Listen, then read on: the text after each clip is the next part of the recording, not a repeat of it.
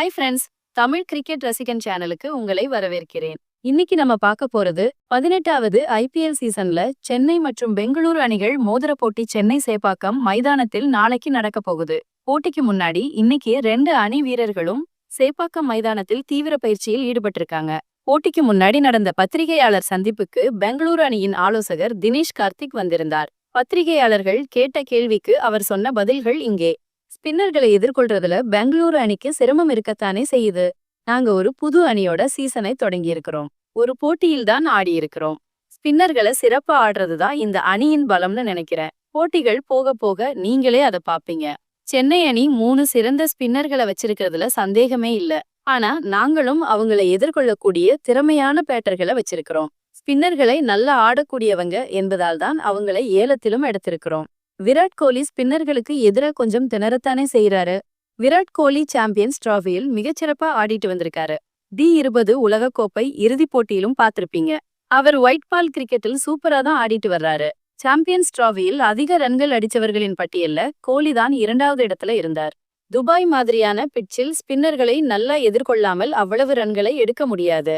இப்ப கூட விராட் கோலியிடம் பேசிட்டு தான் வர்றேன். புதுசா ஒரு ஷாட்டில் அதிகமா ஒர்க் செய்யணும்னு பேசிக் கொண்டிருந்தார். கோலி இன்னும் அதே பசியோட இருக்காரு. அவர் எங்க அணியின் ஸ்பெஷலான வீரர். முன்னெப்போதையும் விட அதிக தன்னம்பிக்கையோட கோலி இருக்காரு.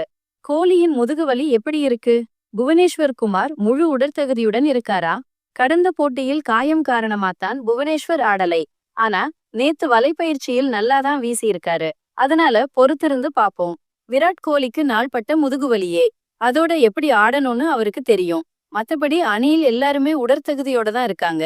3வது ஸ்பின்னர் தேவைப்பட்டால் மோஹித் ரதியை பயன்படுத்துவோம். நல்லா ஆட முடியும் என்பதால உங்களுக்கு வெளி மைதானங்களில் ஆடும் போட்டிகள் ரொம்பவே முக்கியம். ஆனா பெங்களூரு அணி 2008க்கு அப்புறம் சேப்பாக்கத்தில் வெல்லவே இல்லையே. இதுதான் எங்களுக்கு இந்த போட்டியின் மீதான சுவாரஸ்யத்தையும் எதிர்பார்ப்பையும் கூட்டியிருக்கு. எங்க அணியில் புதுசா நிறைய வீரர்கள் இருக்காங்க. அவங்க கிட்ட வெற்றிக்கான தீர்க்கமும் பசியும் இருக்கு. எங்களால என்ன செய்ய முடியும்னு கடந்த போட்டியில் காட்டினோம்.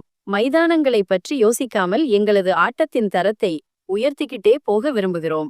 2 நல்ல அணிகள் மோதப்போகும் இந்த போட்டி கட்டாயம் சுவாரஸ்யமா இருக்கும். இந்த போட்டி பத்தி உங்க கருத்து என்ன? யார் ஜெயிப்பாங்கன்னு நினைக்கிறீங்க? மறக்காம கமெண்ட்ஸ்ல சொல்லுங்க. இந்த வீடியோ உங்களுக்கு பிடிச்சிருந்தா லைக் பண்ணுங்க, சப்ஸ்கிரைப் பண்ணுங்க. இன்னும் நிறைய கிரிக்கெட் தகவல்களோட உங்களை